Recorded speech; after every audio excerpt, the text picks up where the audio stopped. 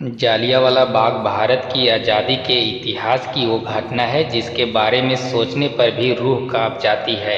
13 अप्रैल 1919 को ये दुखद घटना घटी थी जब पंजाब के अमृतसर में स्वर्ण मंदिर से कुछ ही दूरी पर स्थित जालियांवाला बाग में निहत्थे मासूमों का कत्लेआम हुआ था। अंग्रेजों ने निहत्थे भारतीयों पर अंधाधुंध गोलियां चलाई थी। इस घटना को अमृतसर हत्याकांड के रूप में भी जाना जाता है।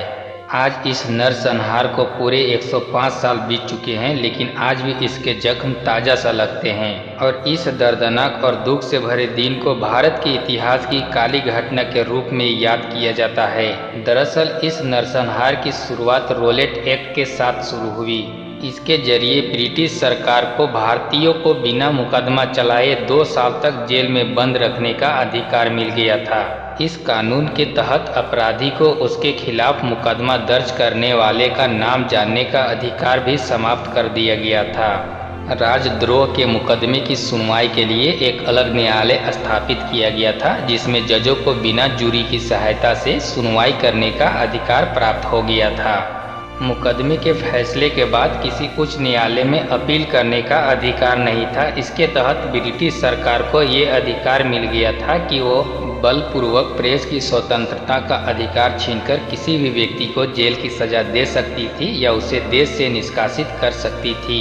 रोलेट एक्ट को काला कानून भी कहा जाता है, जो 1919 में ब्रिटिश सरकार द्वारा भारत में उभर रहे राष्ट्रीय आंदोलन को कुचलने का उद्देश्य से तैयार किया गया था। इस एक्ट को जालियांवाला बाग की घटना से करीब 1 माह पूर्व 8 मार्च 1919 को ब्रिटिश हुकूमत ने पारित किया था। इस अधिनियम को लेकर पंजाब सहित पूरे भारत में विरोध शुरू हुआ। विरोध प्रदर्शन के लिए अमृतसर में जालियांवाला बाग में प्रदर्शनकारियों का एक समूह इकट्ठा हुआ। ये एक सार्वजनिक बाग था जहां रोलेट एक्ट के खिलाफ शांति से विरोध किया जा रहा था और इस विरोध प्रदर्शन में पुरुष महिलाओं के साथ बच्चे भी मौजूद थे। जहां अचानक ब्रिटिश सेना अधिकारी जनरल डायर अपने सैनिकों के साथ पार्क के अंदर आ गया था और लोगों को चेतावनी दिए बिना उसने अपने सैनिकों को 10 मिनट के लिए ताबड़तोड़ गोली चलाने का आदेश दे दिया। कहा जाता है कि 10 मिनट में हजारों लोग मारे गए थे और कई लोग घायल हुए थे। आज भी इस हत्याकांड के निशान जालियांवाला बाग के दीवारों पर देखे जा सकते हैं। ब्रिटिश सरकार के रिकॉर्ड के अनुसार कर्नल रीजनल डायर की ओर से चलाई गई अंधाधुंध गोलियों में पुरुषों, महिलाओं और बच्चों सहित 388 लोग मारे गए थे, जबकि 1200 लोग घायल हुए थे। इस घटना के 21 साल बाद 13 मार्च को उधम सिंह ने बदला ले लिया था। उधम सिंह ने एक भरे हॉल में जनरल डायर को गोली मार दी थी। डायर रिटायर होने के बाद लंदन चला गया था। 1940 में उसने कॉक्सटन हॉल में हुई बैठक में हिस्सा लिया था।